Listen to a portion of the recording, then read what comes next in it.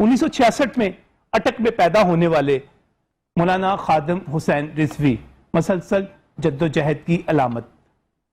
मौलाना खादिम हुसैन रिजवी आप ये कह सकते हैं कि नामूसे रसालत हुर्मत रसूल सल्लल्लाहु अलैहि वसल्लम पर पहरा देने वाला शायद ही ऐसा कोई शख्स हो, और तारीख में जब बात की जाएगी तो इनका नाम यकीनी तौर पर मौलाना मौदूदी, मौलाना अब्दुस्तार खान न्याजी और मौलाना शाह अहमद नूरानी के साथ लिया जाएगा, जिन्होंने खत्म नबूवत के लिए, जिन्होंने हुर्मत रसूल के लिए बड़ा नाम कमाया, बड़ी कुर्बानियां दी, बड़ी तहरीकें चलाई।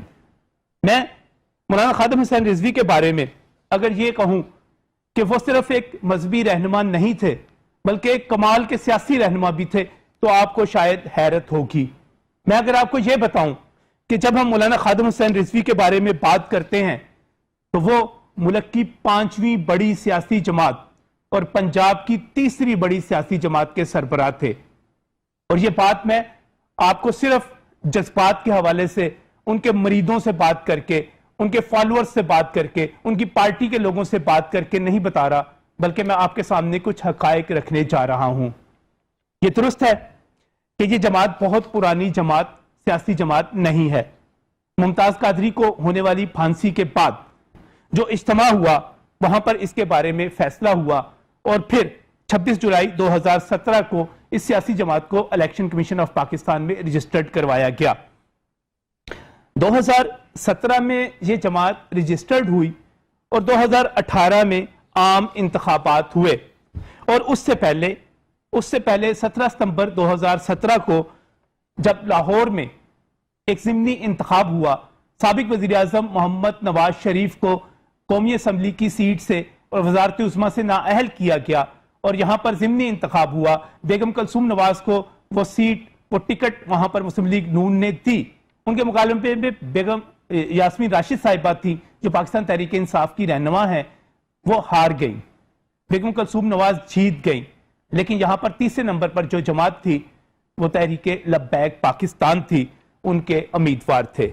मैं आपको जिस बुनियाद पर यह कह रहा हूं कि तहरीक लब्बैक पाकिस्तान पंजाब की 3री बड़ी सियासी जमात, उसकी बुनियाद 2018 के आम इंतखाबात हैं। 2018 के आम इंतखाबात के नताइज सब सामने आए। पाकिस्तान तहरीक इंसाफ और मुस्लिम लीग नून के बाद कौमी सतह पर तहरीक लब्बैक पाकिस्तान ने 2.2 मिलियन वोट हासिल किए।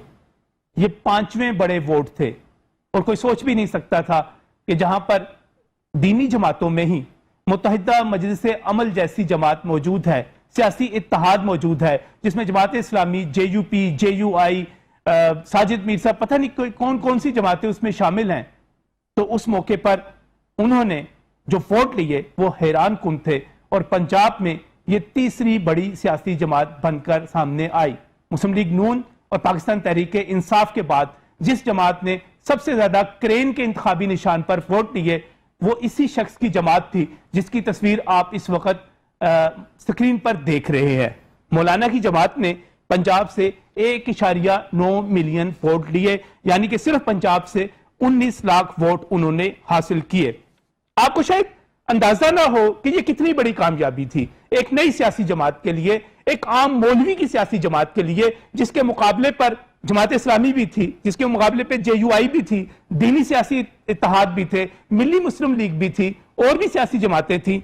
अगर यहां पर मुतनासिब नुमाइंदगी का निजाम राइज होता और वोटों की बुनियाद पर सीटों का फैसला होता, तो मैं आपको बताना चाहता हूं कि मुतनासिब नुमाइंदगी की बुनियाद पर पंजाब से तहरीक लब्बैक पाकिस्तान ने जितने वोट हासिल किए उसकी बुनियाद पर पंजाब से उसके पास कौमी असम्बली की 9 सीटें होती, कौमी असम्बली की 9 सीटें होती।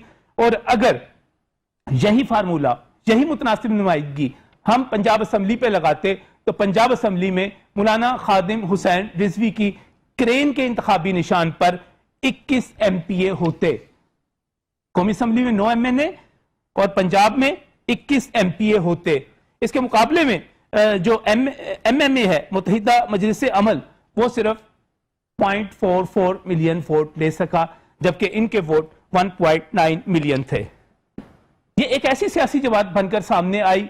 मैं फिर कह रहा हूं कि मैं मौलाना को एक आम मौलवी के तौर पर आपके सामने नहीं ला रहा, एक सियासतदान के तौर पे ला रहा हूं, जिनको हम शायद कुछ धरनों के हवाले से जानते हैं, और उन्होंने धरनों की सियासत भी कामयाबी के साथ की, इतनी कामयाबी के साथ की कि तोड़फोड़ तो शायद बहुत कम, बहुत इक्का दुक्का वाकयात होंगे, लेकिन उन्होंने अपने सियासी मकासद के हसूल के लिए, अपने दीनी मकासद के हसूल के लिए, हुर्मत रसूल के लिए, खत्म नबूवत के तहफ़्फ़ुज़ के लिए जो किरदार अदा किया, उसके नतीजे में जो पॉपुलैरिटी उनके सामने आई, तो जब 2018 के इंतखाबात हुए तो मौलाना ने पंजाब के 297 हलकों में से इस काबिल थे कि 262 हलकों में अपने MPA के उम्मीदवार खड़े किए।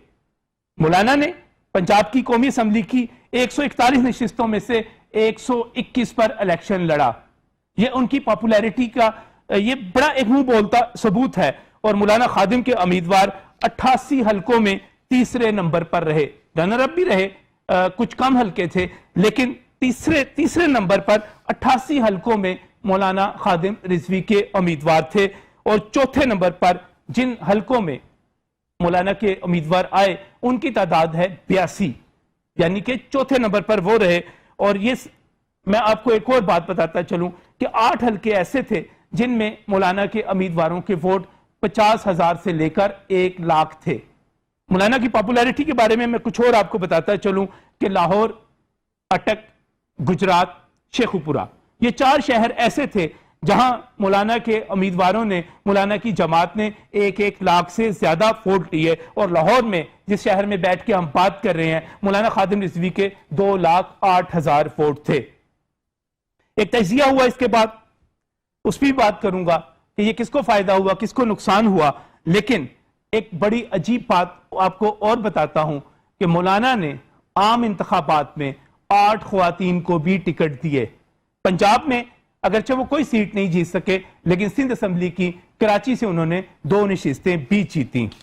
एक और तजिया हुआ, बड़े सीनियर सहाफी हैं लाहौर के, उन्होंने जब इंतखाबात का तजिया किया तो उन्होंने 2 टोक अंदाज में बताया कि मौलाना कौमी असम्बली के 13 हलकों में नवाज लीग की शिकस्त का बायस बने।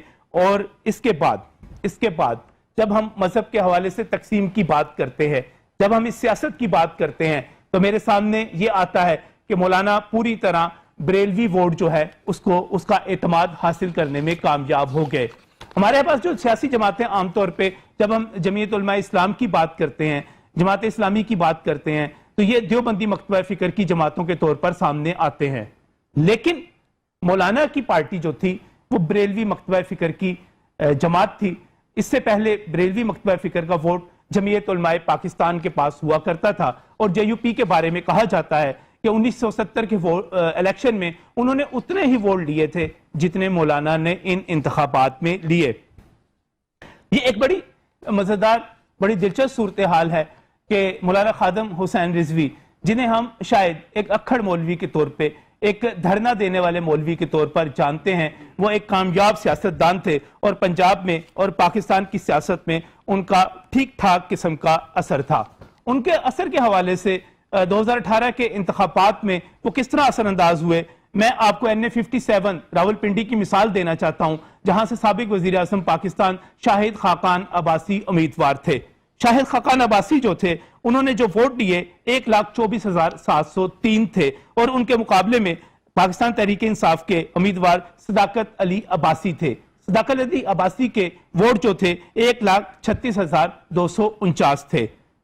पाकिस्तान की इस जमात ने, तहरीक लब्बैक पाकिस्तान ने, वहां से जावेद अख्तर अब्बासी को टिकट दिया और उन्होंने 27,693 जो है वो वोट हासिल किए। जो एक बड़ी, आप लाहौर के इलेक्शंस देख लें, आप पिंडी के देख लें, गुजरात के देख लें, शेखुपुरा के देख लें, तो मौलाना एक कामयाब सियासतदान के तौर पर सामने आए। और अब यह कहा जा सकता है कि तहरीक लब्बैक पाकिस्तान सियासी मैदान में भी, दीनी मैदान में उनकी अहमियत मुसलमा और इश्क रसूल के हवाले से, हुर्मत रसूल के हवाले से, खत्म नबूवत के हवाले से जब बात की जाती है तो आज उनके मुखालफिन भी ये तस्लीम कर रहे हैं। मैं मुखालफिन इस हवाले से कह रहा हूं कि जो उनके फिरके से ताल्लुक नहीं रखते, उनके मसलक से ताल्लुक नहीं रखते, कि मौलाना ने जिस तरह हुर्मत रसूल पर पहरेदारी थी, जिस तरह खत्म नबूवत की चौकीदारी की, शायद कोई दूसरा इस दौर में नहीं कर सका। हम इतराज कर सकते हैं, मौलाना की बहुत सारी बातों पर इतराज कर सकते हैं। और यह बात इसलिए दुरुस्त है कि नबियों के बाद कोई